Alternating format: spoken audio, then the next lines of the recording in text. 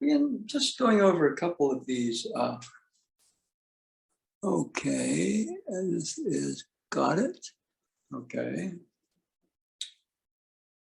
The poems of the way, the doka, I guess they're called. No matter how much we praise it, it cannot be fully explained. The Samuhara path of Aiki and the establishment of Odo no Kamuwaza.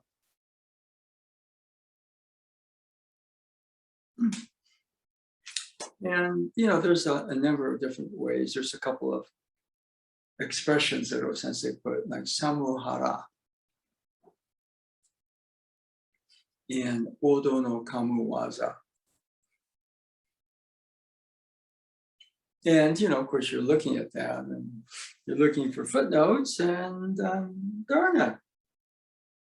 So no matter how much we praise it, it cannot be fully explained. The Samuhara path of Aiki and the establishment of Odo no Kamuwaza. Samuhara, I guess, there's a number of different explanations of it. But the grand design of creation as it is happening, in other words, what's going on right now is somewhat deviated from that grand design, which is based on things like love, okay, purity, intelligence, beauty, power, but not power over others, okay?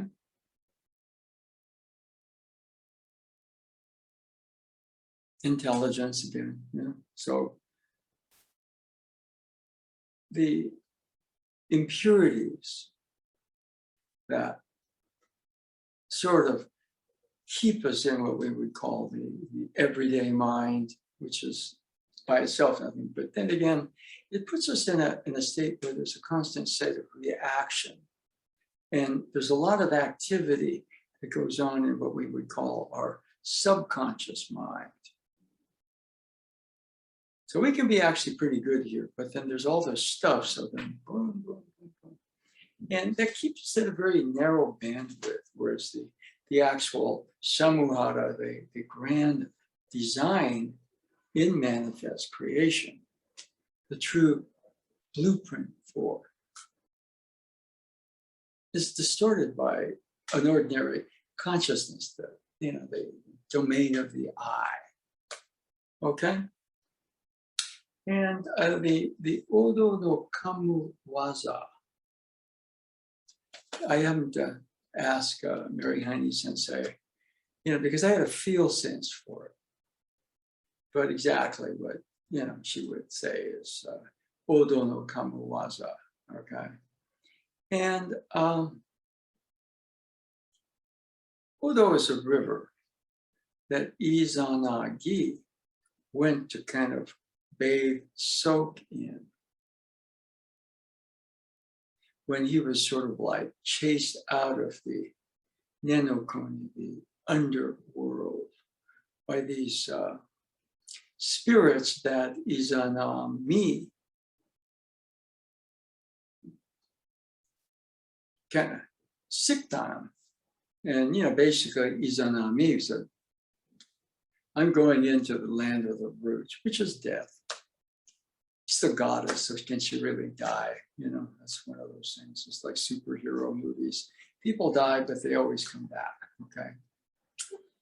But Izanagi just decides to disregard what she says and follows her. And so she sicks all these energies on him. And I've been looking for this, and I've even asked Bob Noah Sensei to look for it. It's somewhere in here, but Sensei's interpretation of it, he comes out of that experience so shaken. He's not a god anymore. In other words, he's kind of living like us. So he has to go to this river, Odo. and kind of soak there. Or Mary Haney Sensei put it, the movements he did there to cleanse himself of these experiences that sort of took away his godhood. And, the word odo is a reading of oto, which is sound. Su, su, su, ah. And so, what did he do when his consciousness was so made so ordinary? Actually, is what it is. That all of a sudden, he had to go to this river and soak. Now, soaking there were movements that probably came out of that soaking experience, which would be, the Odo no Kamo Waza, but soaking, deepening. And movement that comes out of that, Odo no Kamo Waza. No matter how much we praise it, it cannot be fully explained. In other words, we're talking about it, may get an understanding of it. But the full explanation of it has to be past the actual conscious mind. Okay? Now we're talking about, the conscious mind and the subconscious programming that keeps us kind of where Izanagi was when he was chased out of the underworld. So it's up to us to kind of find the river, the place to soak. And there are movements that are born out of that soaking that are Odo no Kamo Waza. And so that's the description of the importance of what O-sensei called misogi. And see, movements are rushed, and I react to something, therefore I'm in a reaction, then I'm in a reaction to the reaction.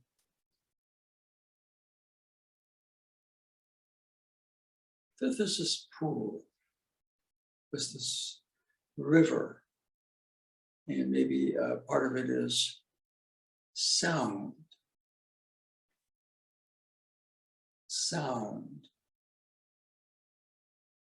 And to this mind, the mind may try to make something of it, but the actual experience of that sound or that river or that energy. Okay? And part of the soaking, obviously you can soak, but there's also movements that come out of it. And I could be here kind of copying these movements that become forms or ritual.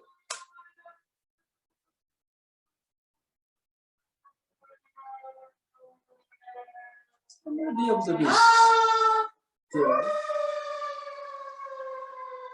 The world sends some annoying noise. My mind labels it annoying, but even that creates more tension. So I have to acknowledge, I'm the person that's being annoyed, so I just kind of soak there.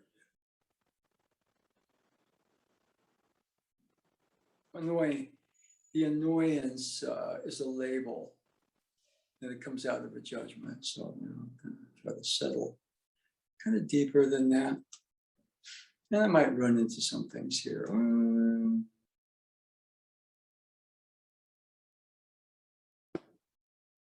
One time years ago, I would go to these workshops that Nado Sensei and Robert Fraser Sensei would co-teach. And for whatever reason, I think the evening was just Nado Sensei. And he was talking about one time, this was 1970, believe it or not.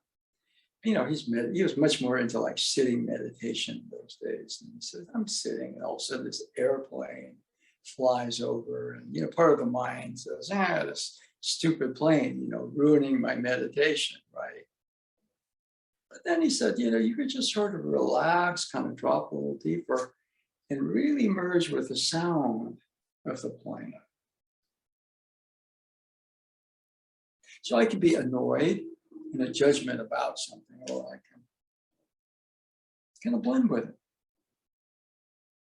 And all of a sudden, it may awaken a whole different aspect to my sitting.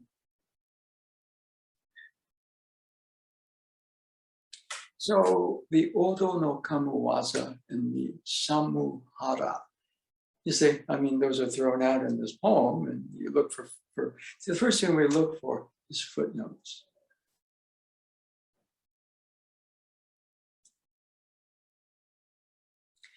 But each of them has a type of vibrational meaning. It comes out of Kototama. So sometimes what we do is we soak in the sound, the word, the energy.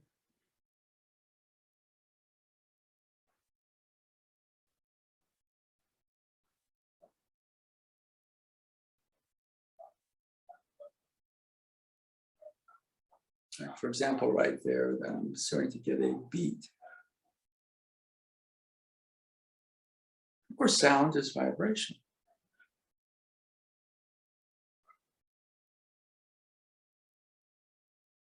Sounds can ascend, sounds can descend. Each vibration may have a meaning and movement. Each vibration may be coming from a dimension.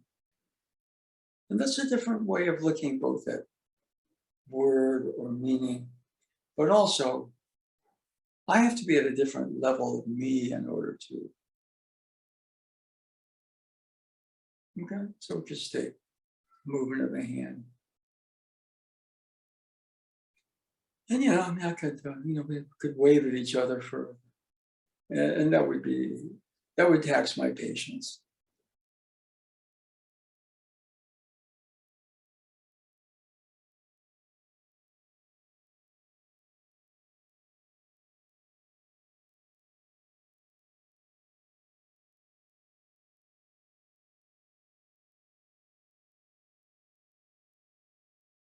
But each of these movements, primarily we see the movement going that way, but it's supported on this end by a movement in back, conversely. There's a counter movement that doesn't have to compete with it. So there's a movement in the direction, there's a movement behind, conversely. And then the four of them can start to create. In other words, we're moving. Of course, I make it into a form. I'm adding weight and I'm adding thought.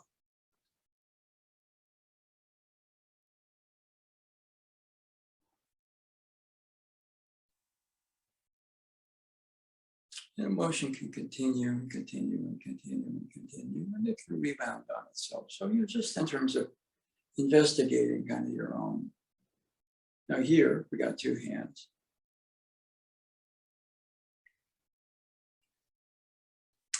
If you hold the hands here, you sort of get the feeling of electricity or current or field, a magnetism.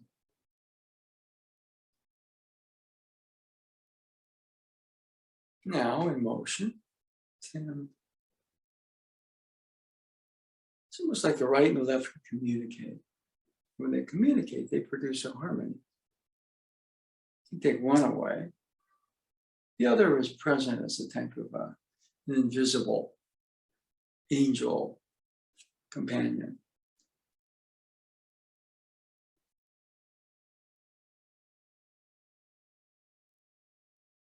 It's almost like the shape of the hand can create eddies and spirals, waves.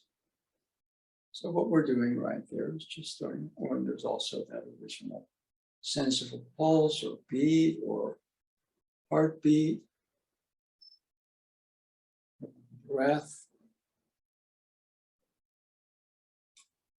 And it's difficult to describe in words, although, by being with the experience, you let the experience kind of describe itself.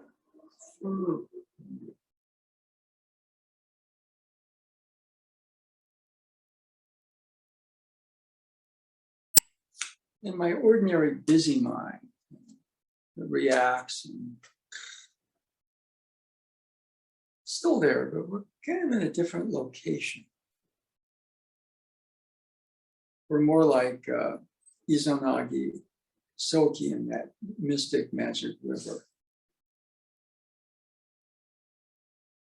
Being with the workings of things. Being with the workings of self. Recovering our more divine nature.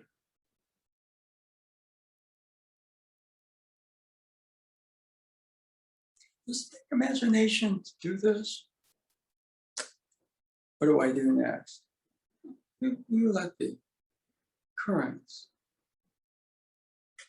Whatever current, basically you see a complementariness, both right and left are in a common experience. Now there we had a shift where all of a sudden left was, but now right took the lead. Right, continue, left takes the lead. You see this one can be fire, one can be water. They don't have to fight and extinguish each other. So for me, that's the basis of a lot of what Aikido is supposed to be. So let's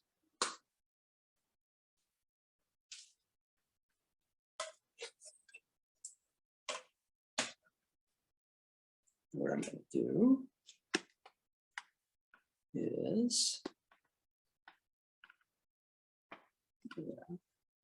whoops, and I've been forgetting this lately. I'm going to have a talk with my production manager, or my production manager has to have a talk with me, but since I'm the production manager, I have to have a talk with myself. So this is a lens that allows a full body much closer. So I can actually, I don't have to be on the other side of the room to be seen. So what I do is I put this over the lens. And all of a sudden we're back into a more full body. Now we're still in the process of moving in. So we have less boxes. What you do is you have 8 boxes, all of a sudden you have 6, then you have 4, then you have, still in the box stage. Then you got to find places for the boxes, okay? Or places for what's in the boxes, which eliminates boxes. We eliminated a whole bunch of boxes. But it's almost like right here, I'm too busy. What do I do? I kind of settle a little easier with myself. See this river here, we're always in a river, but we're constantly polluting the river. Even thinking about something creates a certain amount. The thought is an important part, but so what I'm doing right there, I'm just going to take a second to settle. It's almost like within that river, there's a current here. And all of a sudden, see it reverses. Now it pulls back on itself. Now it's sort of ascending, reversing, descending, right? And it got bigger, right? Look the same thing with the other side. You may find, for example, that the left is actually better than the right because, this is tied to my conscious mind where I'm right-handed. But the left,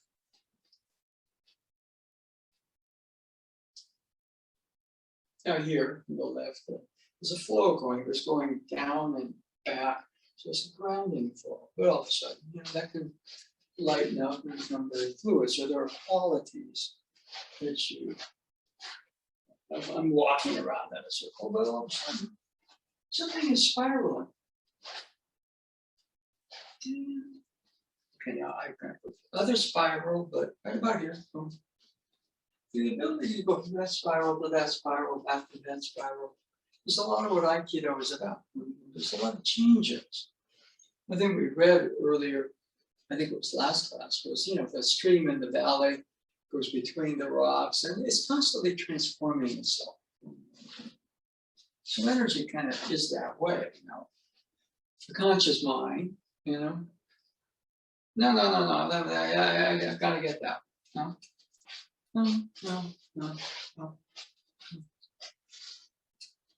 In some sense, they're trying to figure it out. I gotta get out of the way. Let it just sort of figure itself out so we can start to move. Movements are coming out, or like tenchi,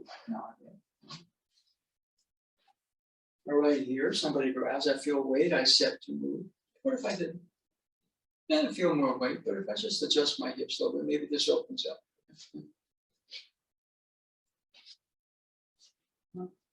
And somebody's coming with some speed, maybe the whole thing, I gotta move back a little bit more open before that motion.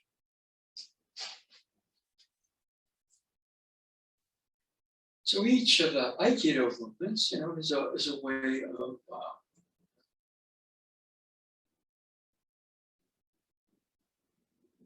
getting to the river. And getting to the river, I'm going to be busy in the river, I'm polluting the river. The purpose of the river is me soaking. So I'm soaking in that river. Soaking is important. If I don't soak, then the movements are just copies of something. As I soak, all of a sudden, then things start to. So I need feel form, which shifts into a movement navigate more. And see the flow. And conversely, that flow, the lower, denser flows can also shift into something that's very light and fluid, and you can go from light to heavy, heavy to light. Boom. Okay, so those are things that you can begin to do. Nobody grasps. I'm looking for it, but again, shoulder. If I feel my own shoulder, I know where that is. Right? If I put my hand here, that's how it feels when I grab somebody else's wrist. And then there's something that Toei Sensei calls the weight underside starts. If I'm very good at it, boom, the person holding goes a little bit like that. Okay? And I have to be conscious here that they're making a fist coming, so boom, I may distract. Well now. And here, I'm going to rotate my hip before I turn the wrist. Right here. Partially move to center. Strike there and here. Now I want to get into twisting there. What if I just. And if I run into a little bit more of what I do is shift my approach.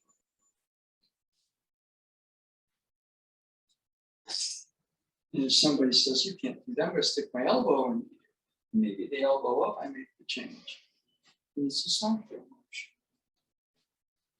So techniques, they come out of the flows in that river, don't they? Okay. Anyway, so that could be a lecture, but I'm hoping that what I did inspired you to kind of move and. Okay. All right. All right. So, any movement.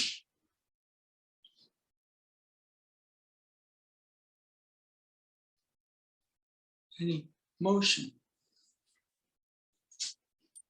can come out of that experience of soaking in the river.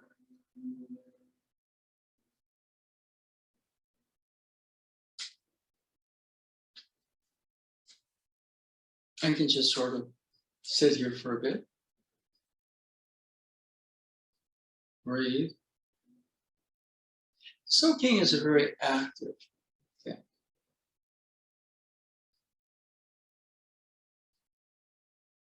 Even though you're seemingly doing nothing, there's a lot going on.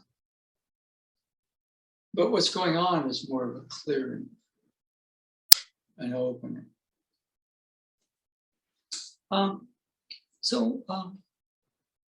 Anybody, Cliff is usually a good person to start a dialogue with. So Cliff, anything on that? Hello? You don't have to say anything, by the way. Yeah, I had to get to my unmute button. The thing about me is that being left-handed, left and right feel, I think, different from a lot of what other people, the majority of people feel. And so when you were talking, what struck me, and it always strikes me, when you were talking about how the left feels versus how the right feels, I was like, well, the left feels stronger, right? For me. And but which part is, when people talk about left brain and right brain, and I'm like, is it just, do I have it reversed in my brain, or is it just one is more dominant, or I'm not really sure, right? You'd have to do an autopsy to find out how my brain works, but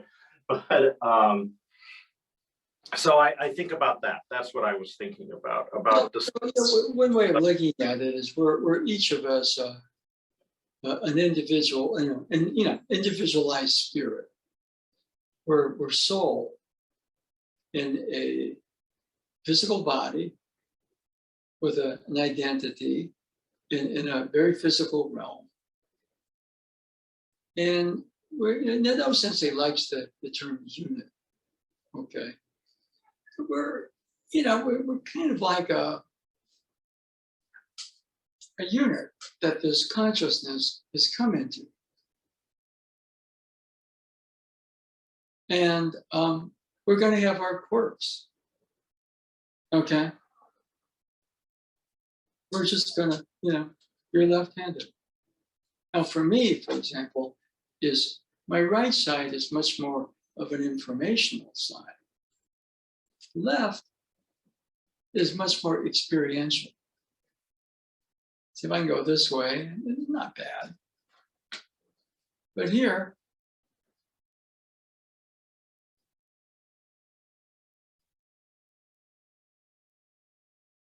okay, so, your system is going to be your system.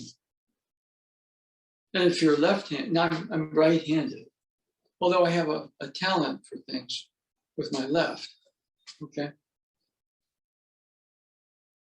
But I'm obviously predominantly right-sided.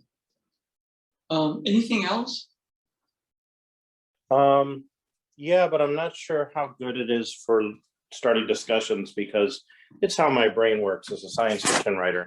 When we were doing stands and like sort of the yin and the yang and having them be in harmony rather than opposing, as if one hand were uke and one hand were nage.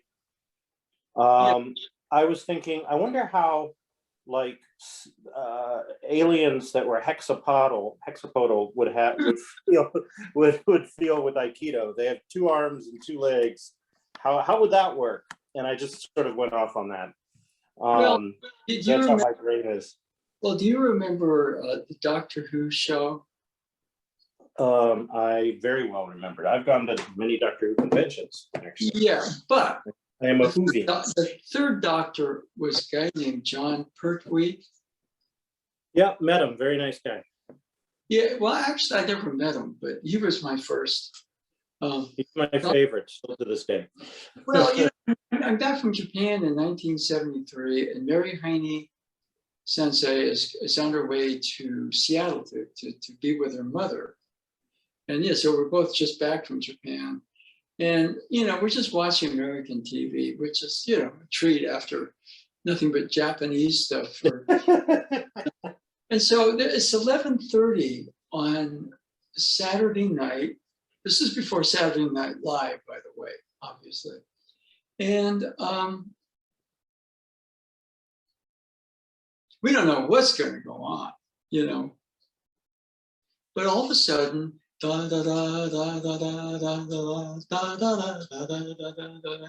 music comes on, and this face appears, and it's the face of John Pertwee. And the third doctor supposedly was a master of Venusian Aikido. Yes, he was. Yeah. Now the Venusians had a different number of limbs than we did. Yes, they did. I remember that. So, in terms of, the sci-fi lexicon, if we had 8 arms, there'd be an Aikido because, Yeah, he said it was hard to practice Venusian Aikido if you didn't have multiple arms. Yeah. So he had to translate. Had to study hard. Something about that. Aikido. See, Aikido, whether it's Venusian or Terran, right? Right. But he had to translate that into his body, which was different than the native Venusians. Now, they never showed the Venusians doing Venusian Aikido, but I always thought that was actually pretty cool. There's actually a whole tie-in novel based on his experience with the Venusians, but I haven't read it. Yeah, well, so, the whole thing about the different arms and everything. Yeah, if we had a different structure, it would still be Aikido. Yep. But depending on the structure, it might look different, but it was still based on things like center circle, spiral wave motion, Osensei's 8 powers: movement, stillness, tension, release, expansion, contraction, unification, division. They would still apply, whether he had 8 arms or 32 arms or 2 arms and 2 legs. Because it's not, obviously we're Terran, okay. But Aikido, say, well, Aikido, if somebody's got 8 arms and, you've got 2 arms and 2 legs, and you say, you're doing it wrong. It's like, no, they would be, not if they're working the energy shapes. Okay. So that's an interesting one. Anybody else anything to chime in with? Sensei. Yeah, Bon.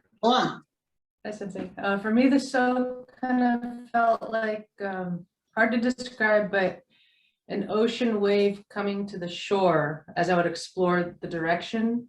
And as it was getting ready to change directions or soak, it would either, the water would come back, or if I found, let's say, a blockage or some area where I needed to soak, it would be like the water found a big rock and pressure would just increase as the body would find a way to stack on to soak, the weight slowly building. Okay. Now maybe, I don't know how much sense it's going to make, but there's what you might call the real soaking is in that space where you're picking up the ocean wave in the shore. And you could call it things like calm or stillness or whatever it is. Now, those sensei, calls, there's thinking and there's feeling and then there's sensing. And so really what we're doing is we're soaking in that sensing space. And what happens in that sensing space is imagination. So for Cliff, one of the things about, like writing is like, you get writer's block. What does that mean? Well, the more you think about it, the more you create the block, the more you do what you're doing. So you guys just sort of for a bit, let go, the space comes in.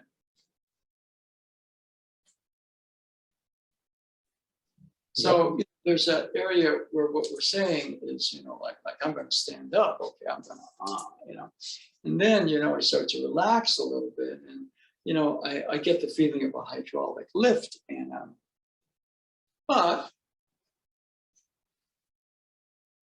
there was a shift there. There was a space that provided the image.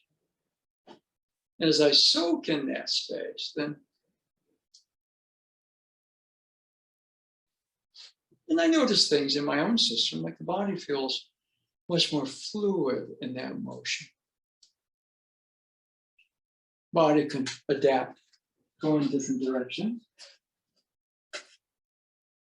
Or it can be very still. Now, when I'm in that stillness, I get the energy shape of an energy pool. It can be very still, but it's not set. So, one thing about it is that, you'll get a variety of different things. But when you soak in that place, one thing that comes up is there's a level of intelligence. Okay, like if I were to say, okay, there's conscious mind, there's subconscious, which really, there's a lot of negative stuff in that subconscious we're all carrying. All right, that's why a lot of things are scary.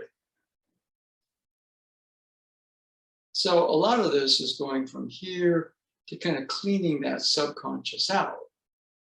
I mean, Izana Gi was so rattled here that he was separated from that divine godhood that was him, right? And then under the subconscious, I mean, I'm kind of making some of this up, but if Robert Fraser were watching, he'd probably think, well, Jack, that's okay. But, there's the unconscious, which is the archetypes. And through all of that is something called self. Although since they did a class, I think, on last Friday, where he was trying to get into self. Self is self. But as you deepen,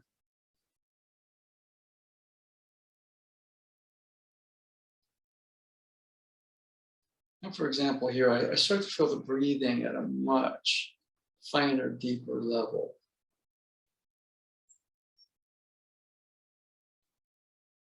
And as so you go out of the subconscious, go into the unconscious. Sometimes that's scary. People pick up dark. But that's really where you soak.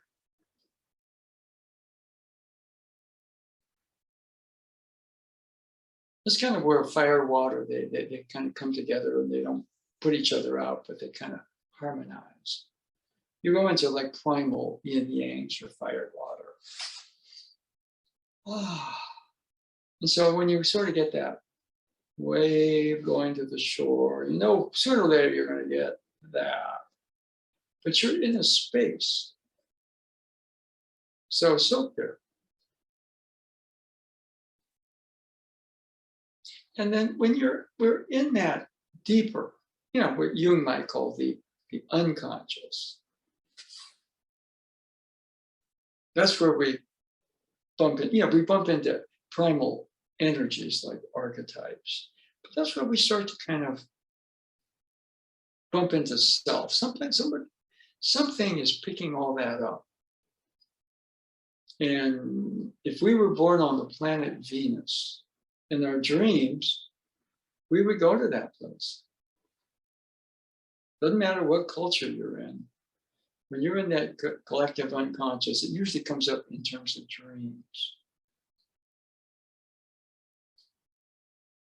The dreams are very similar, no matter what your culture are. So I would assume if we were born on Jupiter, we'd have heavier, denser dreams, but the archetypes show. Or if we were on Venus, which is going to be hot, gaseous, and the archetypes would show. If we were from a different galaxy, the archetypes would show. And so, you settle. And that's kind of where I'm more, self is, we're really talking about self is probably what, at least within the Jungian map, we'd be talking about a more divine nature. As we go deeper, and then we're more original. Okay? I don't know if that disturbed your train of thought or whatever it is. If it did, then my apologies. No, that was great. That was more than I expected, grooving off that. Well, I mean, if you get a great idea to write, it's coming from a deeper place, isn't it? Absolutely. And the way I the way I do deal with like sitting down and nothing is happening is I change something up. I move to a different location. I get up, I stretch, or, you have to, writer's block isn't really a thing, like a monolithic thing. It's just a collection of things that can get in the way of creativity, and it can be for art or music or anything. And the way to get around each individual problem is different for each individual problem. So there's not one solution, but generally that involve, moving physically, exercising, doing something like that. Maybe you're just hungry and your brain is not enough blood sugar in the brain. Yeah. So, you try different things. And no, I'm mentally locked up. Maybe what I really need to do is just get in touch with the body a little bit. I mean, I don't mean to say that all this stuff is mental, because the actual body, the grounding, the soaking, deepening is very experiential.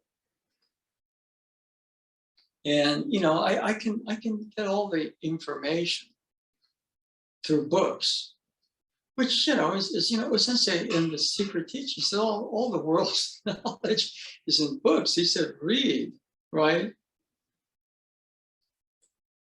But he also said read, reflect. In other words, whatever you get there, we're supposed to bring, we're supposed to soak in it.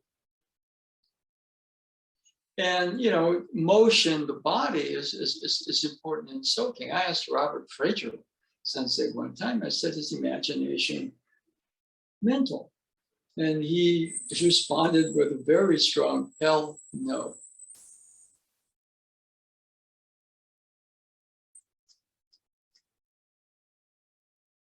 A lot of dealing with blocking issues in creativity are emotional. And as we know, the emotions are completely, inextricably tied to the body. Right? Yeah. So it's all part and parcel. Yep. In fact, a lot of blockages you put it are emotional. So, that's probably why Sensei kind of was talking about the need for misogi. Because other than that, we're kind of in our negative subconscious, holding on to a lot of stuff that we don't know about because it's below our conscious. But then all we run into is blockages. And we hit the blockages, we react, or so just the ability to deepen.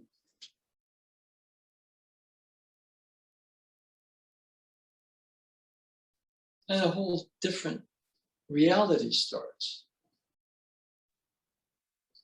And I've learned a lot about this from parenting, right? Your kids flipping out over this or that. You have to calm them down. And you have to calm them down and deal with the emotional crisis before you can deal with whatever it is that caused the emotional crisis, right? Yeah, it's they're upset about something. Before you can deal with the something, you have to deal with how upset they are.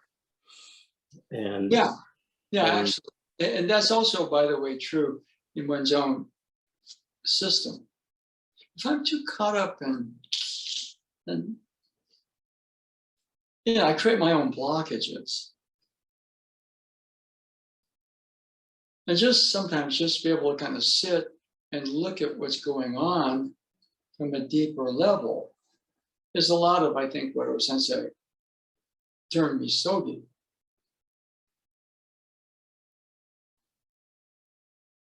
I don't know, just on the news. Bill Cosby walks today, despite, the allegations of sexual misconduct. He had some really good lawyers. And the world can do that to you.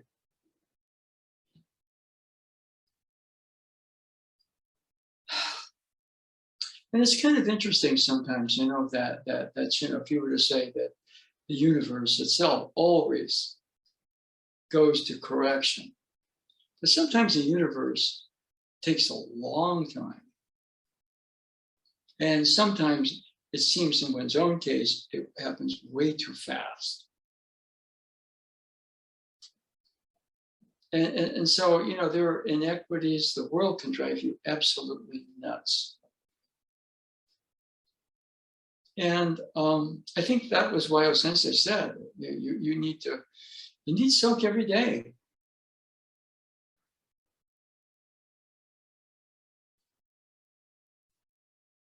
And Nado Sensei said that he realized after a while that, you know, when he was watching Sensei was working a process.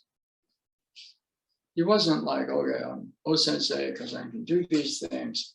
It was like, you know, and you see Sensei in a variety of different levels, and, you know, what would Sensei do if he was in a lesser level to get back to a fuller level of whatever the Sensei level that he was in.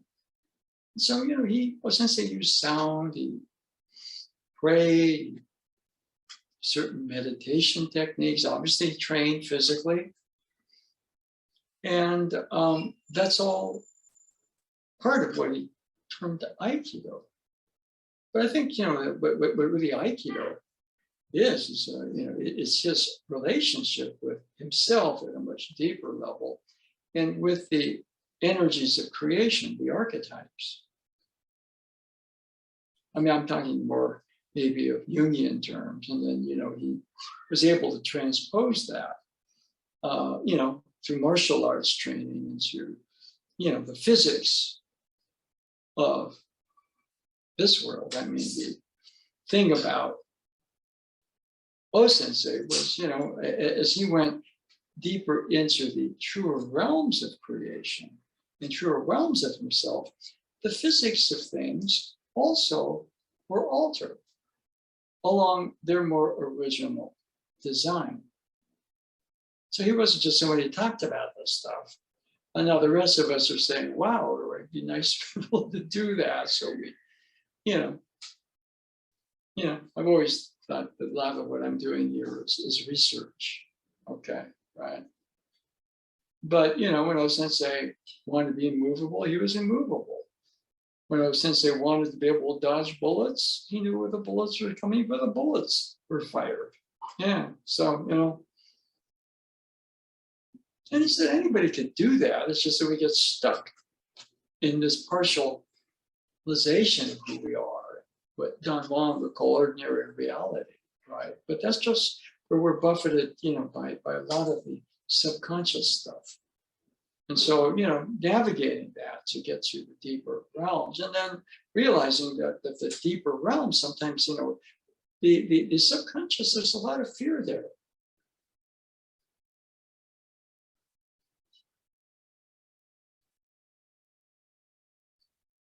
And, you know, the Einsteinian model is A equals B. A is geometry, mathematics. B is physics. There's the equal sign. And he had the math down, he had the physics down, but he was standing on the equal sign, floating bridge. And that deeper, clearer sense of who he was. That's my sense. So, you know, mass energy, they can move, you know, mass warp space-time. But the opposite would be true too. If space-time curves, energy moves, and mass matter is a form of energy. It moves because of the curvature of space-time. And it's not something I unfortunately can do, but energy, mass, curved space-time. But what if consciousness, that original sense of who we are, can create curvatures in space-time, gravity waves or spirals, which to some degree then matter would be moving, because space-time is curving and spiraling. And so, yeah, that's my, you know, I don't expect a Nobel Prize for it. You know. So as we kind of get back a little bit more to the design, and we'll be aware of various energy shapes and forms, which is important. But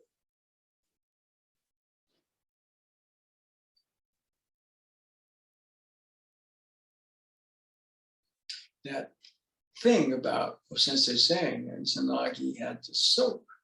And of course, soaking, there were movements that came out of that,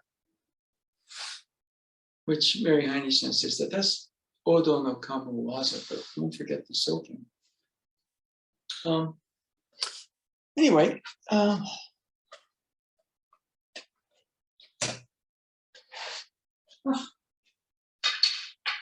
have a couple of minutes, so.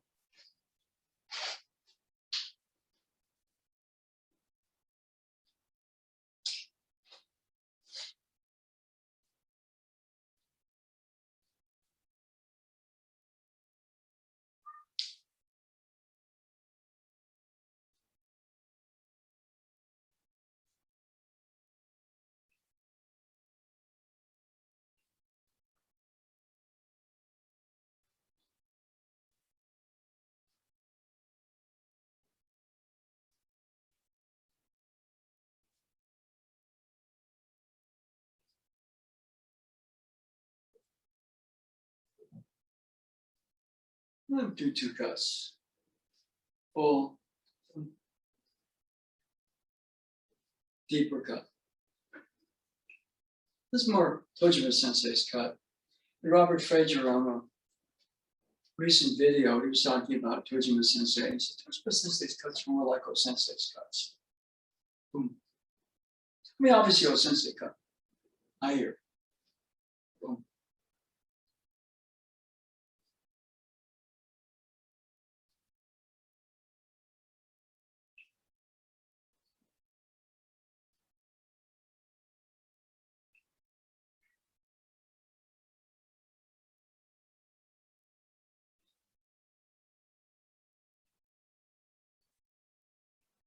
One thing I do get from that is a sense of body.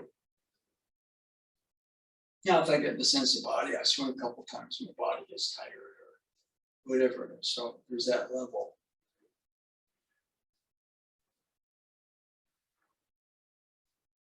Now, there's a tendency, oh yeah, I'm going to get into moving the sword faster there. It's interesting.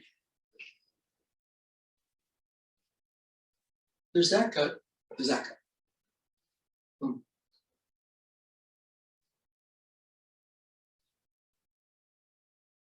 Speed is not, see, if I actually cut this way, it starts fast and then it locks up. Then I can put my force into that lockup place. Boom. See, this starts slow. Boom. And it's still accelerating.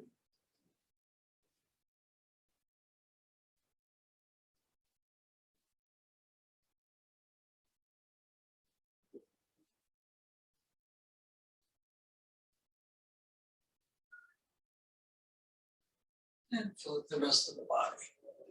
You see, it's not just the arms. There's a beat or a pulse.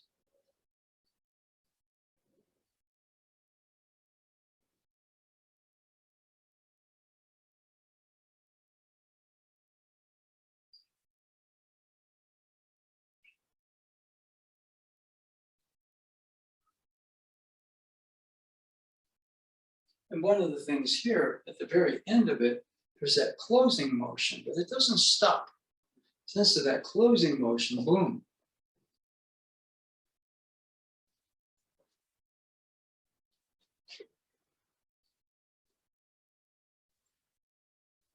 Cut continues.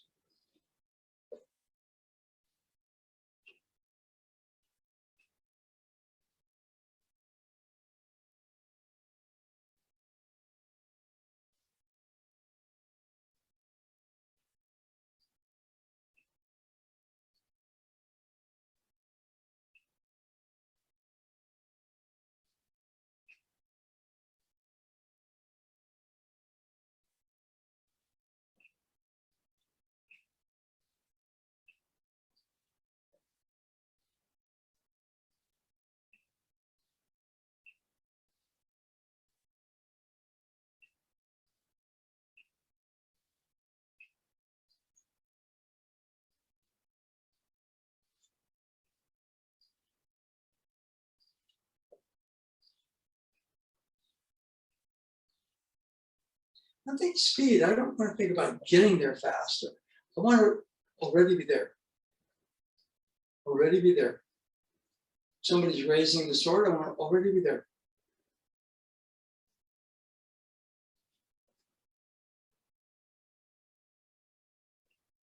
That's what Sensei said once. He said, you know, the secret of speed with the sword is not in the hands and the body.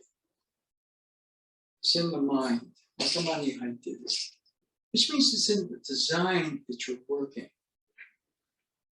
And the body will follow that design. Mind leads, body follows. So instead of starting fast and locking in by the end, so you're starting real slow. Boom.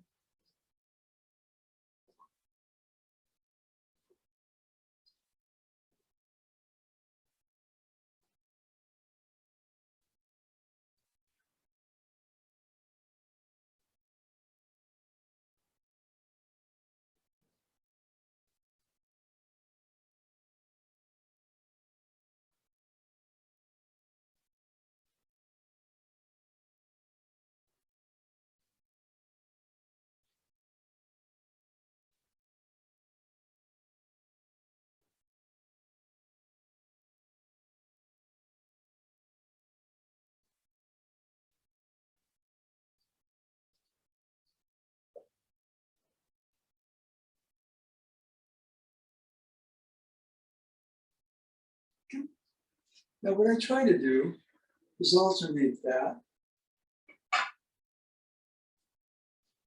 with the movement of the staff, because if we go to the staff or the spear, boom, and if I just do this all the time, I tend to get strong. When I get strong in kind of this dimension and that dimension, whereas here, you want that feeling here, boom, or at any point, boom, there's that closing motion, boom, boom, boom, boom. So I alternate. Lately, I've been working much more with this than I have with the sword. But one thing the sword does, you actually, at 1 o'clock,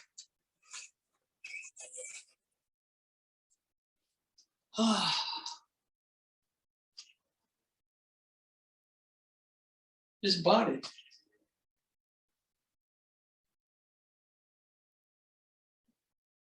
Yeah, I feel much deeper in the feet.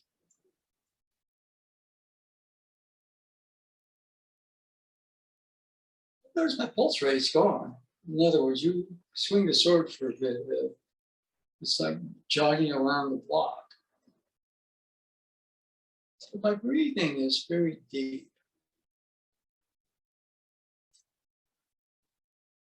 And that sense, instead of getting there faster, you're already there. You're already there. You're already there. That already there with the staff or the spear.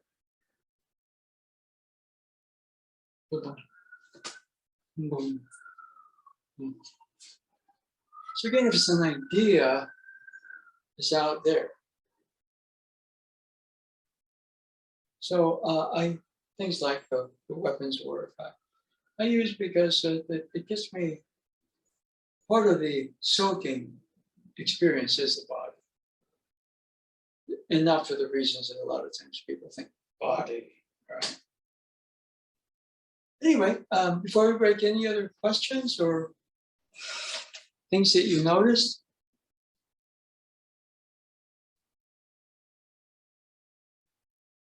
Okay.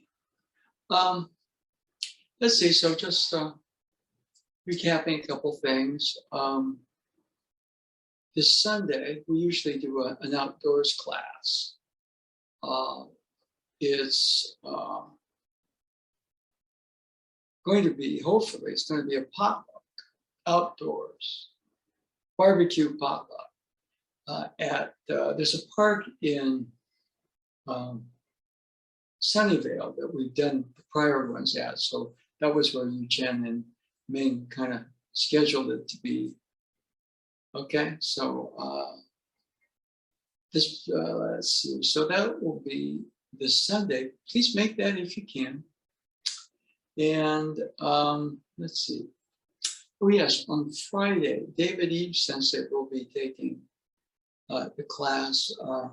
The Dodo Sensei wants to start meeting again. We usually do it on Thursday, but this week Ella has an appointment. It's an appointment about chemotherapy that we have. So I can't do the meeting on Thursday. So we pushed it to Friday. So I'm going to be missing the noon class. If we do stuff in the future, it'll be on Thursdays. No Dodo Sensei and myself. So those are things, and some of the things that we're talking about is very easy to kind of get very heady. Boom, boom, boom, boom. The body is important not for the reasons that we're going to train the body. Well, the body is going, is going to eventually expire. Okay, but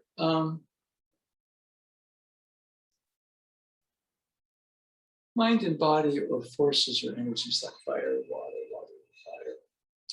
And part of what I try to do is part of the soaking. The more you soak, the finer the integration mind to body to mind. And one thing that happens in the body, right, is you have a certain amount of athleticism, okay? But athleticism, as you age, diminishes. So if you're pretty athletic, then you'll be less athletic and less athletic and less athletic. And integration is about finer and finer levels of cooperation. And that can increase to some level as you get older. Both Moshe Feldenkrais and really top Alexander method teacher, when Robert Fraser showed them films of Osensei, they said the same thing. So they never thought they would see that. And they weren't talking about the people going flying that would do these magical throws. They were just talking about how he moved in a gravitational field and said, that's perfect, that's perfection. I never thought I'd see that. And he was an old man. That's the difference between athleticism and integration. Now locally, Stephen Curry of the Golden State Warriors had maybe his best campaign. People don't notice it so much because the team was not good. But it'll be interesting to follow him because, in basketball age, he's 33. That's old. He had his best year. And he understands to some level the difference between athleticism and integration. Now in basketball, you're in a much more limited thing. I mean, he runs 5 miles a game, okay? And integration, I don't know, if it was, I guess it was last night. I went to see my daughter and granddaughter, and I was chasing my granddaughter on a scooter. She was on a scooter and I was chasing her from behind. I'll tell you, trying to catch that kid on that scooter when you're 73 years old is a challenge. Okay, so there's integration and there are also limits, but within certain things, boom, boom, boom, boom, boom. You don't defeat gravity, but you hold on to a lot of weight. Boom, boom, boom, boom. Tai Chi, for example, is very good if you